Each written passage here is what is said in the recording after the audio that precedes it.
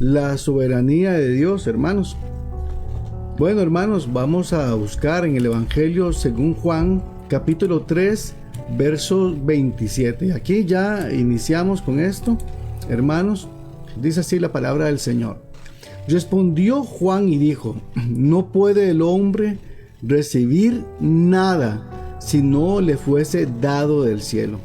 Aquí está hablando el Mesías mismo, haciendo una reseña acerca de la soberanía de Dios y lo dice tan claramente, hermanos, como Cristo es, que él de repente él no se cuidaba de nadie, él decía las palabras tal y como su Padre le mostraba. Y aquí nos dice: no puede el hombre recibir nada si no le fuese dado del cielo. Hermanos, a veces el pueblo de Dios tiende de repente a quejarse, ¿verdad? De repente a renegar, al compararse con otras personas y dicen: Señor, ¿por qué a aquel le va mejor que a mí? ¿Y por qué esto? Y comienzan a cuestionar a Dios de tantas cosas. De repente tal vez todos hemos caído en algún comentario de estos con respecto a Dios. Pero mire lo que dice la Escritura: no puede el hombre recibir nada. Y está hablando del hombre en general, tanto los conversos como los inconversos. No puede el hombre recibir nada si no le fuese dado del cielo. Bueno, con respecto a esto que recibe el hombre, claro que el hombre tiene que ser un buen administrador de las cosas que Dios le da también. Y recordar, hermanos, también cada uno de nosotros que todo lo que Dios nos dé, vamos a tener que darle cuenta a Él como administradores de lo que Él nos ha dado. Y no solo nosotros los creyentes, todos los hombres. Y cuando aquí le dice: no puede el hombre recibir nada si no le fuese dado del cielo, lo que queda en nosotros es gratitud. Porque nosotros comenzamos a quejarnos de repente cuando comenzamos a pensar o a ver lo que no tenemos. Y cuando no tenemos lo que deseamos, comenzamos de repente a renegar. Y tal vez aquella situación se sale de nuestro control. Pero cuando aquí Dios, Cristo, el Mesías, nos dice: no puede el hombre recibir nada si no le fuese dado del cielo, lo que queda en nosotros es gratitud. Gratitud de lo que tenemos en este momento. Y pedirle a Dios que nos dé sabiduría para salir adelante con lo que tenemos en este momento. Y darle gracias y gratitud ante todo a nuestro Padre Celestial. Mire este otro verso, qué interesante. Allí mismo en el Evangelio según Juan, en el capítulo 19, en el verso 11 dice, aquí Jesús está, bueno, vas a hablar el contexto. Aquí Jesús le está hablando a un gobernador, a Pilato, a Poncio Pilato. Se recuerda que los judíos lo entregan para que Pilato lo crucifique, y Pilato comienza a, ¿cómo se llama? A hacerle preguntas a Jesús y de repente Pilato le dice a Jesús: ¿no sabes que tengo el poder para matarte o para dejarte vivir? Y aquí Jesús le dice algo impresionante. En el verso 11 del capítulo 19 Juan dice: mire cómo responde Jesús a Pilato, ninguna autoridad tendrías sobre mí si no te fuese dada de arriba. Mire, yo me imagino lo impresionado que quedó Pilato con esa respuesta. ¿Qué quiero decirle con esto? Que aún hay autoridades en el mundo que han sido puestas por Dios, y uno dice: ¿pero cómo? Bueno, quiero decirle que todo está en control de Dios. En algún momento Dios va a llamar a cuenta a cada gobernador, a cada persona que tiene poder de gobierno o alguna institución. Pero mire lo que dice aquí: aún Dios había preparado, destinado a Pilato para que tuviese autoridad sobre Jesús, para que lo mandara a crucificar, increíblemente. Pero Jesús lo está hablando claro: ninguna autoridad tendría sobre mí, perdón, hermanos, si no te fuese sido dada de arriba. Ninguna autoridad, hermanos y hermanas. Entonces, ¿qué quiere decir esto, hermanos? Que usted tiene que entender que las cosas que hay, hermanos, Dios las permite. Dios las permite. Cosas que suceden, Dios las permite. Tal vez alguno diga: ¿por qué tenemos este presidente? Por algún motivo Dios lo permitió. ¿Por qué tenemos este jefe? Por algún motivo Dios lo permitió. Pero sepa que ese presidente, ese gobernante, llámese como se llame, va a tener que dar cuentas a Dios. Porque mire lo que le dice Jesús después: y sepa eso, Pilato, que el que me entregó a ti tiene más pecado que tú mismo.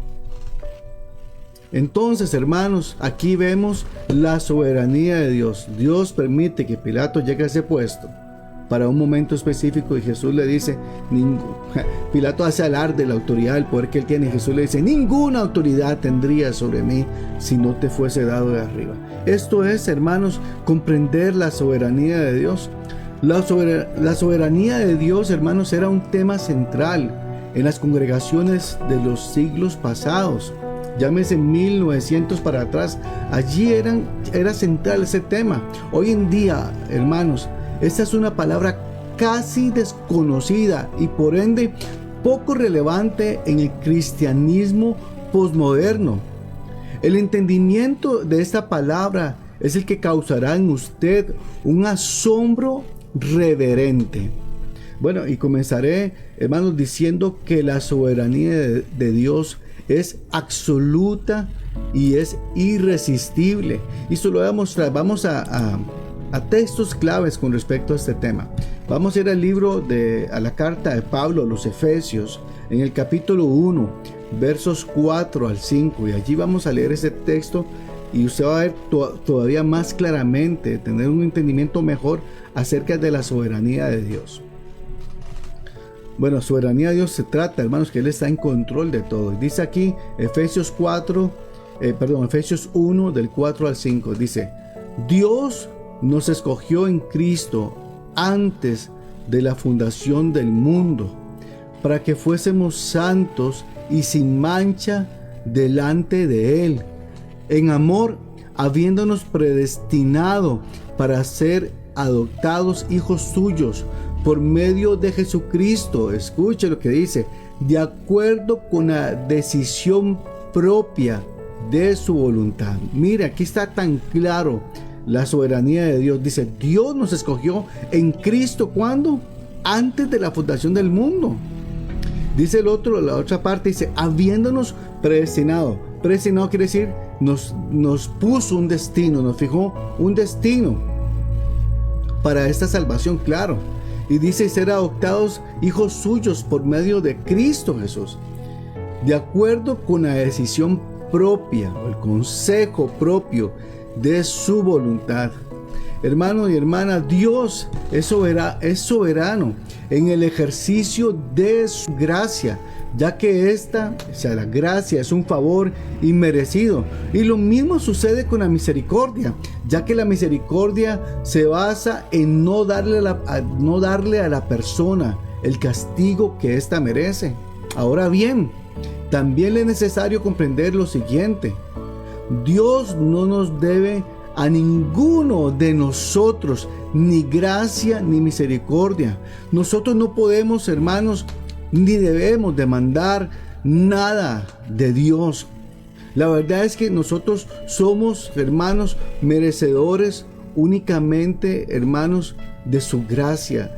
¿Qué digo eso? Somos merecedores. Es que eso es lo que Dios tiene para nosotros. Porque por sí mismos nosotros no somos merecedores de nada, hermanos. Simplemente podemos llegar a Él, o solamente a Él, pidiendo gracia y misericordia. Y hay un texto que expresa de forma sorprendente esta gran verdad. Vamos a ir al libro Romanos, la carta de Pablo a los Romanos, en el capítulo 9. Y usted va a ver tan hermoso este texto, hermanos, y todavía lo va a comprender mucho mejor, hermanos. Romanos 9, del 15 al 16 dice, pero a Moisés dice, tendré misericordia del que yo tenga misericordia. ¿Oyeron que claro? Nosotros no podemos demandarle a Dios ni gracia ni misericordia, porque Dios no nos debe nada a nosotros. El acto de su gracia y su misericordia es un acto de su soberana gracia y misericordia, de su misericordia arbitraria, hermanos, de su consejo. Él la concede a quien Él quiere. Y dice así el texto, estamos Romanos 9, del 15 al 16. Pues a Moisés dice, tendré misericordia del que yo tenga misericordia, y me compadeceré del que yo me compadezca. Así que no depende del que quiere. O sea, que claro que está esto, hermanos, ni depende del que corre, sino de Dios que tiene misericordia. Así pues, hermanos, siendo humildemente sabios, no sabios arrogantes, sino humildemente sabios, lo único que podemos hacer es acudir a nuestro Padre Celestial con absoluta humildad y reverencia, tal como lo hizo aquel leproso en Mateo 8, verso 2, el cual postrado ante Cristo, mire, postrado en humillación sabia, hermanos, porque usted va a ver lo que va a suceder. Postrado ante Cristo le dijo: Señor, si tú quieres. Quiero que vean esto. Este leproso no está demandando nada del Mesías. No le dice: tú eres el sanador, tienes que sanarme. O no le dice: Señor, muestra tu poder en mí a limpiarme delante de toda esta multitud. No lo tienta. Él comprendía bien esto. Este leproso comprendía que él no merecía nada de Cristo y que no podía demandarle nada, excepto llegar al corazón del Señor en un acto de humildad. Y eso es lo que hace Él. Por eso yo le dije desde el principio, es sabia sabiduría, humilde sabiduría, hermanos. Le dijo: Señor, si tú quieres, ¿puedes limpiarme?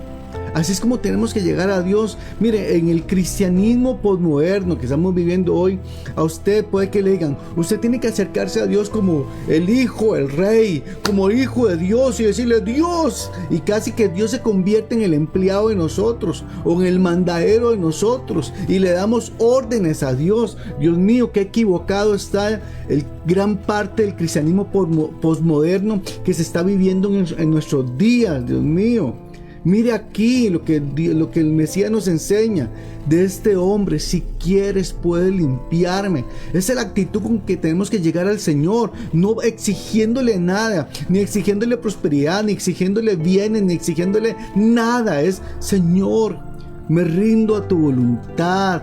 Si quieres, puedes.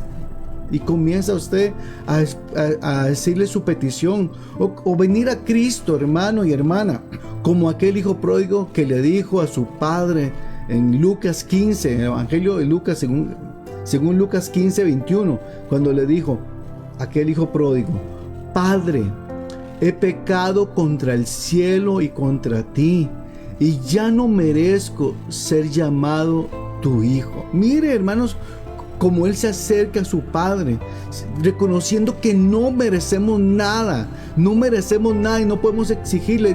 Él lo dice: no merezco ser llamado tu hijo. Hermanos, si somos hijos de Dios es por la gracia de Dios, no porque haya mérito alguno en nosotros para esto. Acercarnos a Dios, como lo hizo el rey David cuando escribió en el Salmo 51, 17.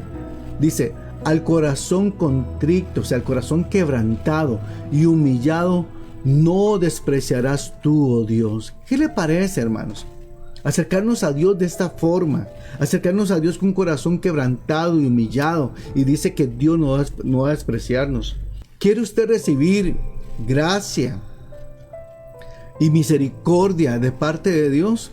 Entonces asegúrese de venir a Él como aquella oveja perdida vino a su pastor cuando fue encontrada por Él. Quiero leerles un texto, hermanos, que está en Santiago 4, del 6 al 7. Dice: sin embargo, Él nos da aún más gracia para que hagamos frente a esos malos deseos. En este contexto, esta gracia tiene que ver con poder para vencer. Dice, como dicen las escrituras, escucha lo que dice la escritura, qué tremendo y qué lindo. Dice: Dios se opone, o sea, Dios está en contra. Dios resiste a los orgullosos, soberbios, burladores, pero da gracia a los humildes. Es decir, hermano y hermana, Dios le muestra su favor a aquellas personas que se acercan a Él con humildad. Verso 7. Así que sométase a Dios con toda humildad. Resistan al diablo y Él huirá de ustedes.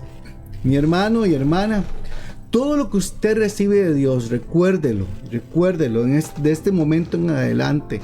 Todo lo que usted y yo recibimos de Dios es un acto de su soberana bondad, de la soberanía de su gracia y misericordia.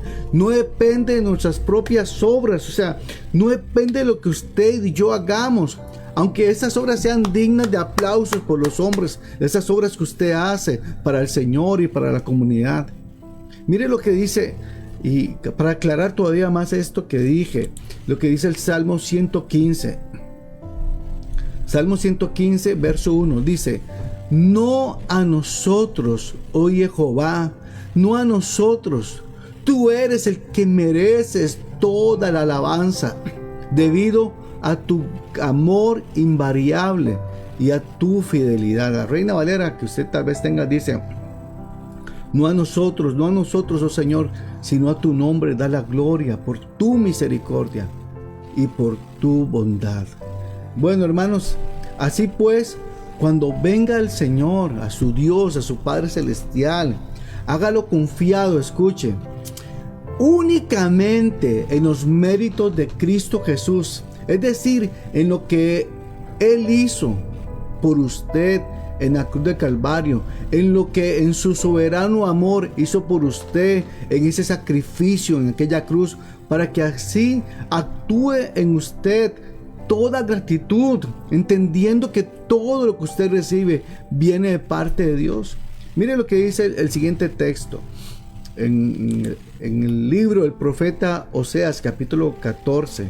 Dice: yo sanaré su rebelión, los amaré porque se lo merecen. No dice eso la escritura, dice el Señor: los amaré, más bien, aunque no se lo merezcan, los voy a amar. Dice: los amaré de pura gracia, porque mi ira se apartó de ellos. Mire, hermanos, la gracia soberana de Dios expresada en amor. Dice: los amaré de pura gracia. Significa esto: los amaré no porque se merezcan ser amados por mí, ni porque se hayan ganado ese amor, sino simplemente porque en mi soberanía, mi soberanía los voy a amar de pura gracia. Eso es, hermanos. Vean lo que dice, qué lindo, en el Evangelio según Lucas, capítulo 10, verso 21.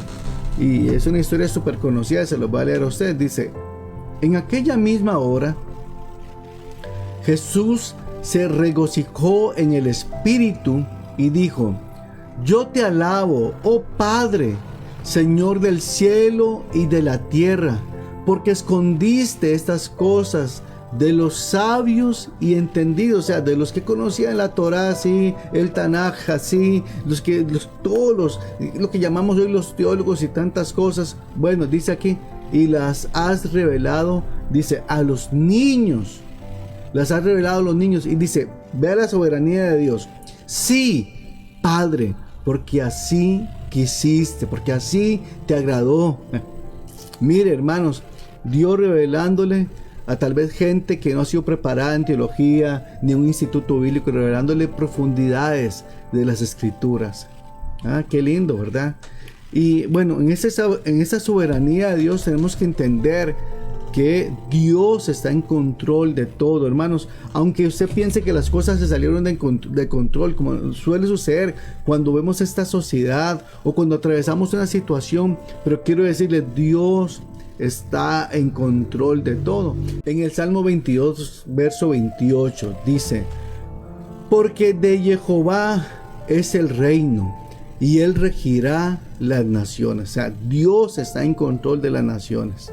Todo lo que está pasando, hermanos, las guerras que usted ve, todo lo que está pasando en las naciones, Dios tiene el control. A Dios no se le sale nada de la mano.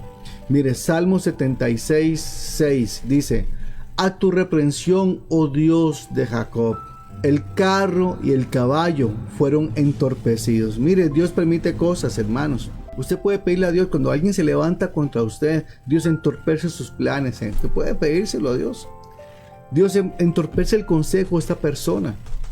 Pídale a Dios esas cosas, porque dice: a tu reprensión, oh Dios de Jacob, el carro, o sea, hablando de la guerra, el conflicto, el carro y el caballo fueron entorpecidos. Claro, eso lo vemos en historia, como en la historia de Josafat, cuando fue la guerra y decía Josafat: no tengo poder contra ellos, son demasiados contra nosotros. ¿Y qué hizo Dios? Hizo Dios que los ejércitos que venían contra Josafat se mataran entre ellos. ¿Ah? La victoria es del Señor, la guerra es del Señor, pero usted tiene que ponerle a Dios todo eso en sus manos. Recuerde que el control lo tiene Él. Usted lo que tiene que hacer es humillarse y recibir el consejo de Dios para saber cómo actuar, de pedirle a Dios sabiduría. Salmo 135, verso 6 dice: todo lo que Jehová quiere, vea la soberanía de Dios, todo lo que el Señor quiere, lo hace. ¿Y dónde? ¿Dónde lo hace? En los cielos y en la tierra, en los mares y en todos los abismos. O sea, Dios es soberano. Ese es el gran Dios que usted y yo tenemos, un Dios soberano que hace todo lo que quiere y como quiere, según el consejo de su soberana voluntad. Salmo 115, del verso 2 al verso 3 dice: ¿por qué han de decir las gentes, dónde está ahora su Dios? Miren, hermanos, cuántas veces critican al pueblo del Señor y le dicen, cuando está pasando pruebas o momentos difíciles, ¿y dónde está su Dios? Aquí David lo está diciendo: ¿por qué han de decir las gentes, dónde está su Dios?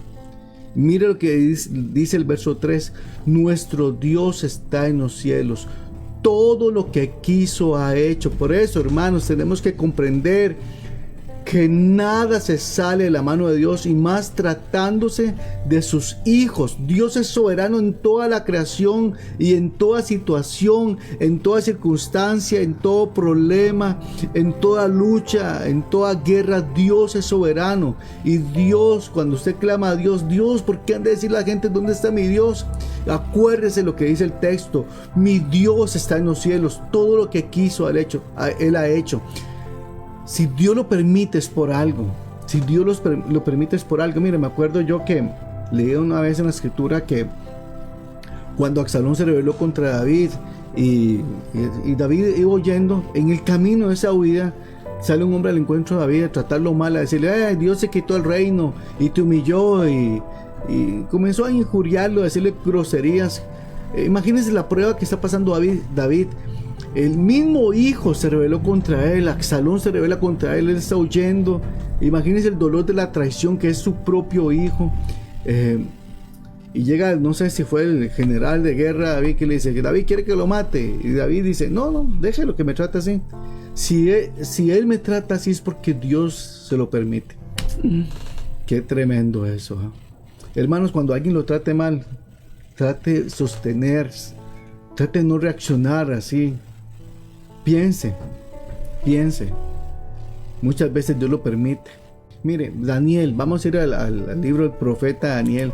En el capítulo 4, verso 35 dice: todos los habitantes de la tierra son considerados como nada, y Él hace según su voluntad en el ejército del cielo. Vea qué tremendo. Y en los habitantes de la tierra, o sea, Dios hace según su voluntad. Dice: y no existe persona, no hay nadie, no hay quien detenga su mano y le diga: ¿qué haces? Vamos, Isaías, libro del profeta Isaías. Hoy están escuchando hoy palabra profética. Isaías capítulo 14, verso 27. Dice: porque Jehová de los ejércitos ha determinado, ¿y quién lo impedirá? Si su mano extendida, ¿quién la hará retroceder? O sea, cuando Dios toma una decisión, la tomó. Job capítulo 23, verso 13. Dice lo siguiente: pero si Él determina una cosa, ¿quién lo hará cambiar? O sea, ¿quién lo hará cambiar de opinión, verdad? ¿Qué está hablando? Dice: su alma deseó e hizo. Hermanos, ese es el gran Dios que usted y yo tenemos. Mire, yo hice un mensaje que puse cómo ser verdaderos adoradores, hermanos, y va a ser el mensaje diciendo que Jesús le dijo a la mujer samaritana: ustedes adoran lo que no conocen. Y cuántos creyentes, cuántos en las congregaciones, lo que llamamos iglesias, cuántos hay así que adoran a un Dios que no conocen. Mire, hermanos, es imposible conocer a Dios si usted no conoce los atributos de Dios. Por eso estoy comenzando esta serie de estudios de los atributos de Dios y comenzando con la soberanía de Dios, para que usted conozca y entienda al gran Dios que usted y yo adoramos y servimos y proclamamos. Bueno, Salmo 33, verso 9 dice: porque Él dijo y fue hecho, Él mandó y existió. Recuérdese con la creación que fue así. Éxodo, libro de Éxodo, capítulo 10, verso 23. Eso está hablando acerca de las plagas de Egipto, ¿verdad? Las 10 plagas. Y aquí va a hablar de la plaga de tinieblas, pero eso sucedió con todas las plagas en Egipto. Eso simplemente es un ejemplo. Dice: ninguno, hablando de los egipcios, hablando de la plaga esa de tinieblas, de oscuridad, ninguno vio a su prójimo. Imaginen lo oscuro que se puso eso, que ni las antorchas servían. Ni nadie se levantó de su lugar en 3 días. Ahora mire, como Dios tiene control aún, hermanos, de las zonas geográficas, de los lugares, aunque sea en el mismo país, Dios tiene control de todas las cosas. Dice: mas todos los hijos de Israel tenían luz en sus habitaciones. Mire qué tremendo. Mire qué tremendo, como Dios controla aún los lugares geográficos, aunque estén cerca. ¿Ah? A veces no pasa, hermanos, que usted llama a alguien que está cerca de su casa y dice: aquí está cayendo un montón de lluvia, y en su casa no hay nada, no hay ninguna lluvia. ¿Ah? Dios tiene control de todo. Bueno, el gobierno de Dios con respecto a los hombres, el gobierno soberano de Dios con respecto a todos los hombres. Vamos a leer Proverbios 16, verso 1. Dice: del hombre son las disposiciones del corazón, mas de Jehová es la respuesta de la lengua. Eso es lo que comúnmente conocemos como aquel dicho que dice: el hombre propone y Dios dispone. Es lo mismo. Isaías 46, versos 9 al 10 dice: acordaos de las cosas pasadas desde los tiempos antiguos, porque yo soy Dios y no hay otro Dios, y no hay nada semejante a mí, que anuncio lo por venir desde el principio y desde la antigüedad lo que aún no era hecho, y que digo: mi consejo permanecerá y haré lo que yo quiero. Hechos capítulo 2, verso 23 dice: a este, hablando de Jesús, entregado por el determinado consejo y anticipado conocimiento de Dios. O sea, Dios no lo toma por sorpresa nada. Prendisteis y matasteis por manos de inicuos, crucificándole, diciendo Dios: yo estoy en control aún de la crucifixión y el proceso de mi Hijo. Hermanos, ¿y qué podemos decir, hermanos, con respecto a la salvación? La soberanía de Dios con respecto a la salvación.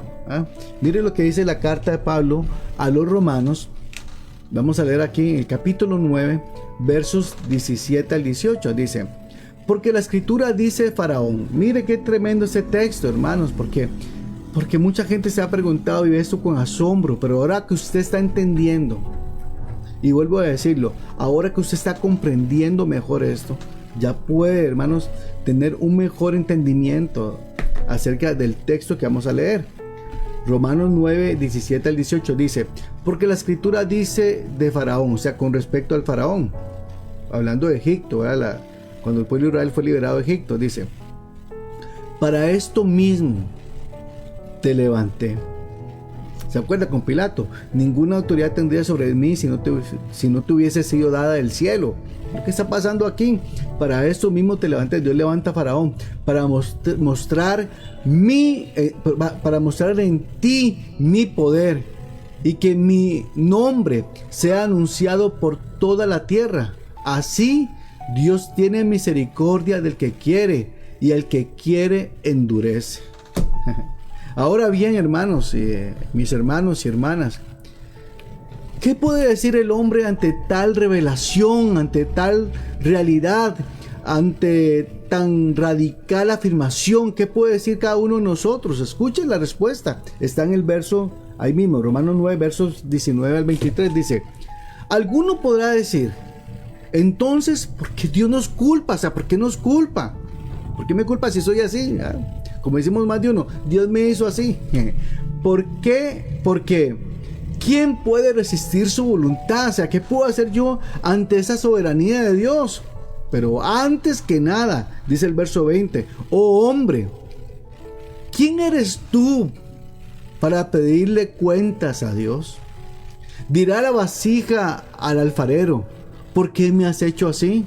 ¿No tiene potestad el alfarero para hacer de la misma masa una vasija para un uso noble y otra para un uso común?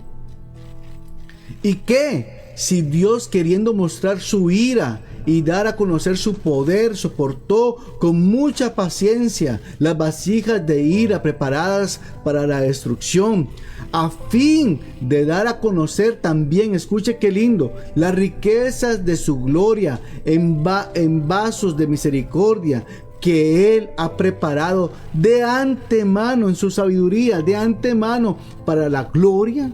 Bueno, hermanos, aquí podemos preguntarnos lo siguiente entonces: ¿quiénes son esos vasos de misericordia que Él preparó para la gloria? En el verso 24 y 26 está escrito, dice: los cuales somos nosotros. Mire qué lindo, hermanos, somos nosotros esos vasos de misericordia, a quienes ha llamado, no solo de los judíos, sino también de los gentiles. Así también dice el profeta Oseas: llamaré pueblo mío al que no era mi pueblo, y amada a la no amada. Verso 26, y a los que se les dijo, vosotros no sois pueblo, hablando de los gentiles, de nosotros, hermanos, dice, serán llamados hijos del Dios viviente. Qué lindo, vea qué lindo, hermanos. Por eso podemos decirle gracias, Dios. Eso es lo que tiene que haber en nosotros, gratitud. Ahora usted puede entender mejor y comprender mejor y alabar y adorar al Dios soberano que usted tiene por Padre, el que le ha salvado. Vamos al libro de Jonás, capítulo 2, verso 9. Sí, verso 9. Mas yo con voz de alabanza te ofreceré sacrificios, pagaré lo que prometí. Y escuche esto que dice Jonás: la salvación es de Jehová, la salvación es de Adonai, del Señor. Ve, hermanos, la salvación nos corresponde a nosotros, porque si perteneciera a nosotros la salvación, salvaríamos a quienes quisiera y a los demás los dejamos así, y seríamos injustos en cuanto a la salvación.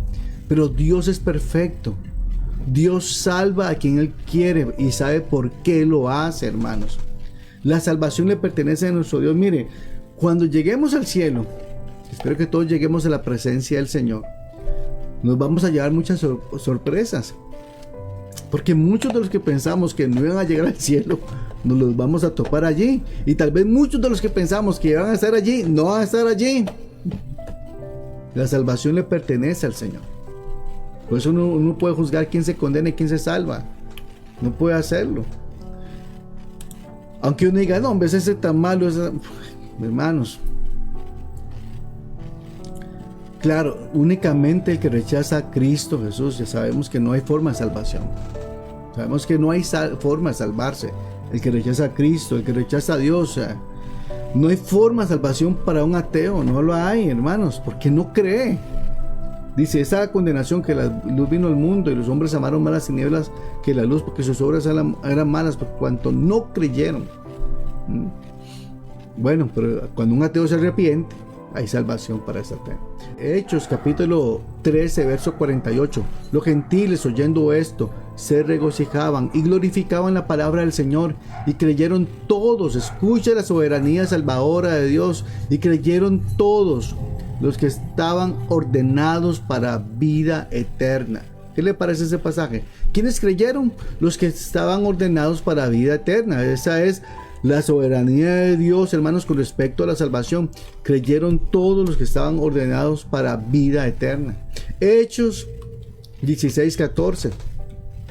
Entonces una mujer llamada Lidia, vendedora de púrpura de la ciudad de Tiatira, donde estaba la iglesia de Tiatira, recuerda aquí en Apocalipsis capítulo 2, dice que adoraba a Dios, estaba oyendo y el Señor abrió el corazón de ella. ¿Quién abrió? El Señor lo abrió para que ella estuviese atenta a lo que Pablo decía. Pero mire la obra del Espíritu Santo ahí actuando. Segunda de Tesalonicenses 2:13.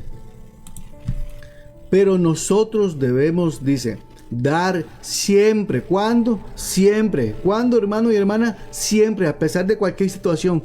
Gracias a Dios respecto a vosotros, hermanos amados en el Señor, de que Dios os haya escogido. ¿Desde cuándo? Desde el principio, para salvación, mediante la santificación por el Espíritu y la fe en la verdad.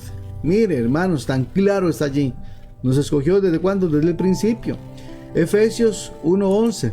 Por medio de Cristo, asimismo tuvimos herencia, habiendo sido, escúchelo, predestinados conforme al propósito, eso es muy importante, del que hace todas las cosas conforme al consejo de su propia voluntad. Hermanos, quiere decir que Dios te predestinó, o sea, hizo un destino para ti y te dice, camina en mi voluntad, camina en mi palabra, camina rectamente. Y le dice, no se aparte ni a derecha ni a izquierda. Porque cuando alguno de nosotros nos apartamos a derecha o izquierda de la voluntad de Dios, hermanos, entonces no se cumple ese destino en plenitud. No está hablando que nos perdamos. Se está hablando de que perdimos el propósito por el cual Dios nos escogió, perdimos ese destino. Hermanos, y comenzamos a hacer cosas indebidas y perdemos muchas cosas del camino. Mira cuán doloroso, dice el profeta Jeremías, es apartarse del Señor. Bueno, primera de Pedro 1:2, capítulo 1, verso 2. Elegidos, mire, ¿por qué Dios me eligió? Bueno, según la presciencia, o sea, el anticipado conocimiento que Dios tenía acerca de usted y de mí. Qué maravilloso es esto. Elegidos, mire la soberanía de Dios con respecto a la salvación. Elegidos según la presciencia de Dios Padre en santificación del Espíritu, para obedecer y ser rociados con la sangre de Jesucristo. Gracia y paz os sean multiplicadas. Y aquí, hermanos, vemos, bueno, este otro punto. La soberanía de Dios con respecto a nuestro diario vivir. ¿Por qué esto? ¿Por qué lo otro? ¿Por qué me pasa tal cosa? Bueno, dice aquí Romanos, Pablo le escribe a los romanos y les dice, en el capítulo 8, Romanos, versos 28 al 30, dice, y sabemos. O sea, usted tiene que saber esto, tiene que conocerlo, saberlo no solo intelectualmente, sino creerlo en el corazón. Sabemos que a los que aman a Dios, ¿qué dice la Escritura? Usted se sabe el texto. Todas las cosas, ¿cuántas cosas? Todas las cosas ayudan a bien. Esto es, a los que conforme a su propósito son llamados. ¿Cuántos hemos sido llamados? Diga amén. Porque a los que antes conoció, también los predestinó para que fuesen hechos conforme a la imagen de su Hijo, para que Él sea el primogénito entre muchos hermanos. Y a los que predestinó, a estos también llamó, y a los que llamó, a estos también justificó, y a los que justificó, a estos también glorificó.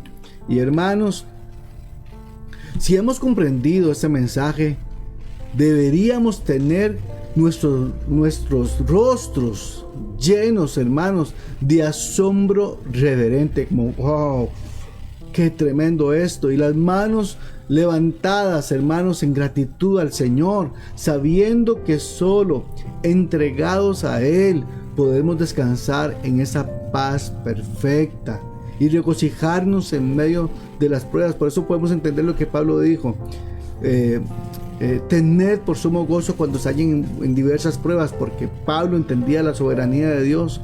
Hermanos, termino con esto. Dios eligió a los elegidos simplemente, hermanos, porque eligió elegirlos. Vuelvo a repetirlo.